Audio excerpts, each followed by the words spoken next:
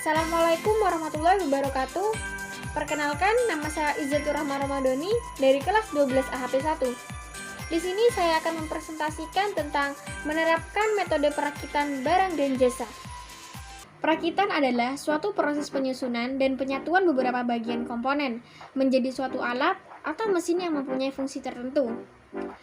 Perakitan juga dapat diartikan sebagai penggabungan antara bagian yang satu terhadap bagian yang lain atau pasangannya.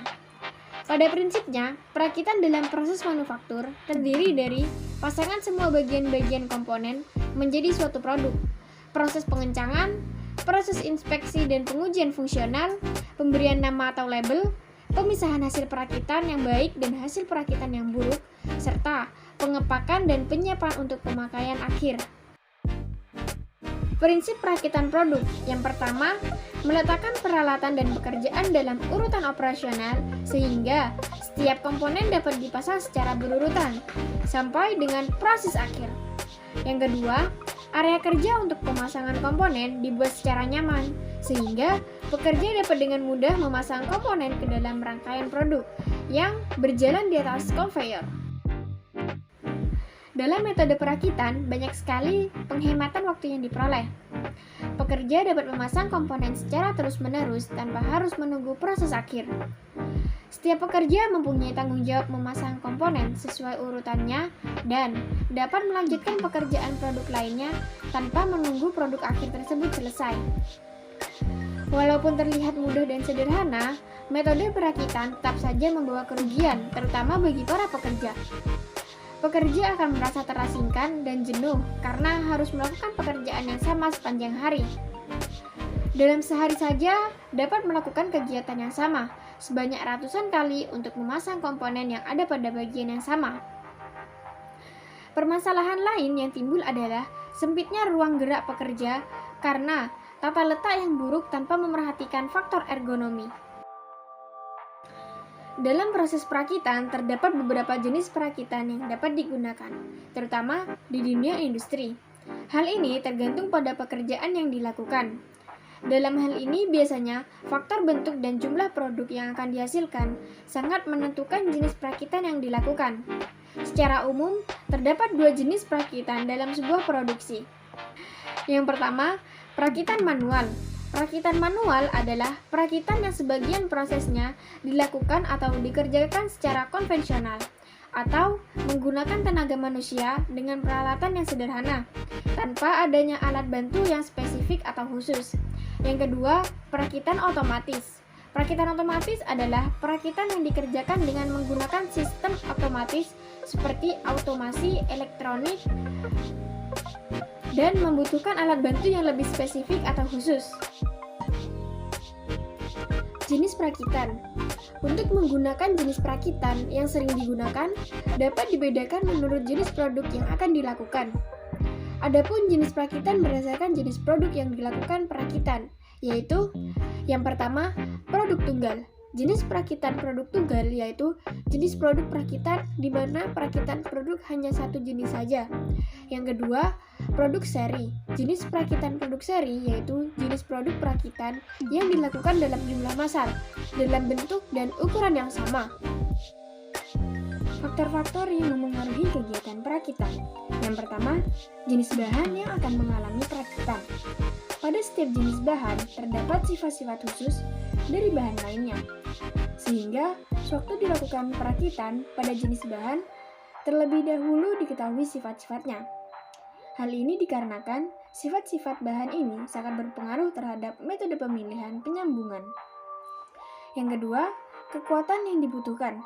Adanya pertimbangan kekuatan yang dibutuhkan dalam suatu konstruksi sebaiknya sudah dihitung terlebih dahulu pada saat merencanakan konstruksi produk yang akan diproduksi. Hal ini disesuaikan dengan mempertimbangkan kegunaan konstruksi dan atas dasar ini, maka dapat dipilih metode produksi yang akan dipakai, yaitu metode penyambungan dalam perakitan. Yang ketiga, pemilihan metode penyambungan.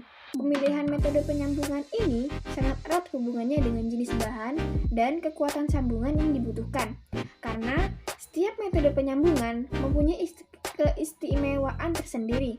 Yang keempat, Penggunaan alat bantu perakitan. Alat-alat bantu dalam perakitan harus dipertimbangkan berdasarkan bentuk-bentuk konstruksi. Konstruksi terdiri dari jumlah komponen yang banyak membutuhkan alat bantu perakitan. Alat bantu ini terutama dibutuhkan untuk memproduksi suatu alat dalam jumlah yang relatif besar. Yang kelima, toleransi. Adanya toleransi yang digunakan dalam perakitan dapat dipertimbangkan berdasarkan pasangan antara elemen yang dirakit menjadi komponen yang lebih besar. Patokan dasar yang digunakan dalam perakitan harus ditentukan terlebih dahulu sebagai acuan dasar untuk merangkai komponen yang lain. Yang keenam, bentuk atau tampilan. Bentuk atau tampilan dari suatu produk sangat mempengaruhi terhadap nilai jual produk itu sendiri. Bentuk atau tampilan pada dasarnya diawali dari gambar atau desainnya dengan penggunaan konstruksi di lapangan.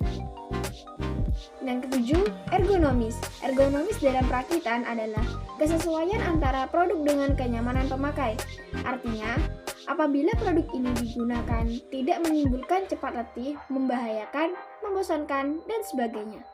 Yang kedelapan, finishing atau pekerjaan akhir merupakan bagian yang sangat penting dalam proses perakitan. Finishing ini juga akan memberikan tampilan terhadap nilai jual produk. Metode-metode yang digunakan dalam perakitan. Dalam produksi massal, proses perakitan dapat dilakukan dengan cara otomatis. Hal ini dilakukan untuk mendapatkan hasil pada setiap produk dengan bentuk yang standar. Dalam perakitan, terdapat beberapa metode yang dapat diterapkan sesuai dengan kebutuhan. Metode-metode tersebut yaitu: yang pertama, metode perakitan yang dapat ditukar-tukar. Dalam metode ini, bagian yang akan dirakit dapat ditukarkan antara satu sama lain. Karena bagian tersebut dibuat oleh suatu pabrik secara massal dan sudah distandarisasi baik menurut ISO, DIN, JIS, dan lain sebagainya.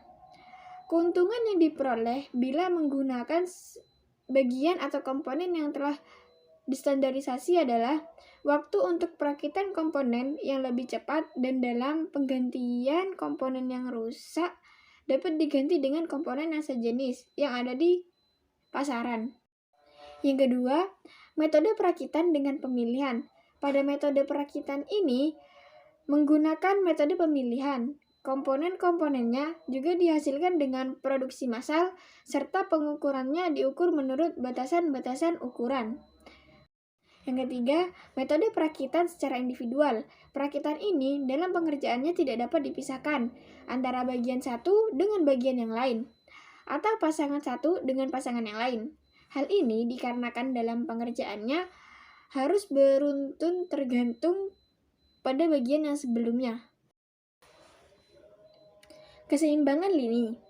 Keseimbangan lini atau line balancing merupakan penugasan sejumlah pekerjaan ke dalam stasiun kerja yang saling berkaitan dalam satu lintasan atau lini produksi.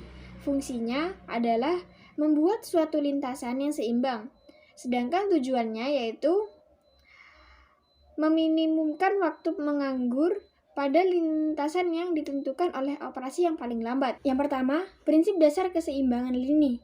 Perencanaan produksi memegang peranan yang penting dalam perusahaan yang mempunyai tipe produksi massal. Pengaturan dan perancangan yang tidak tepat akan mengakibatkan stasiun kerja di lintasan perakitan tersebut mempunyai kecepatan produksi yang berbeda-beda. Akibatnya, apabila pada lintasan perakitan yang tidak efisien terjadinya penumpukan material. Agar tercapai lintasan perakitan yang seimbang, masing-masing stasiun kerja mendapatkan tugas yang sama, nilai ukurannya dengan waktu.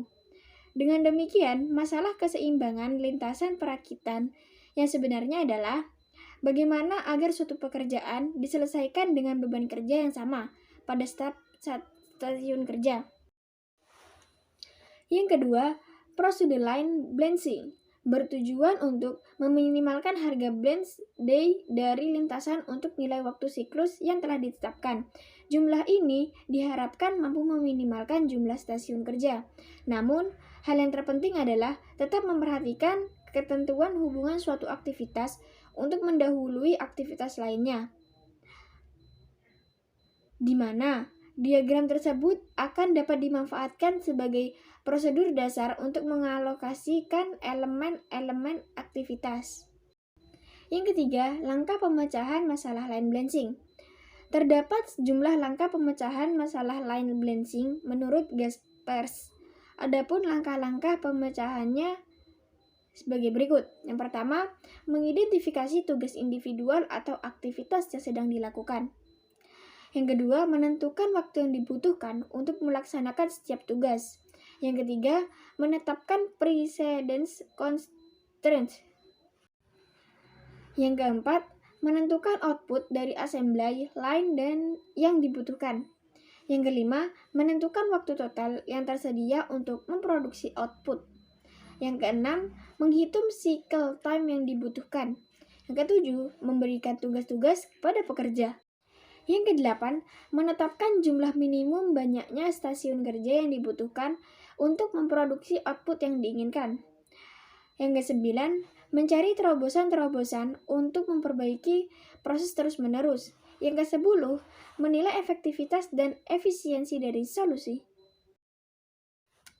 Yang terakhir yaitu yang keempat, hubungan precedence dalam line balancing. Hubungan atau saling keterkaitan antara suatu pekerjaan dengan pekerjaan lainnya digambarkan dalam suatu diagram yang disebut precedence diagram atau diagram pendahuluan. Sekian dari saya, Izzatur Rahmah Ramadhani. Apabila ada kesalahan, mohon maaf. Sekian saya pamit. Wassalamualaikum warahmatullahi wabarakatuh.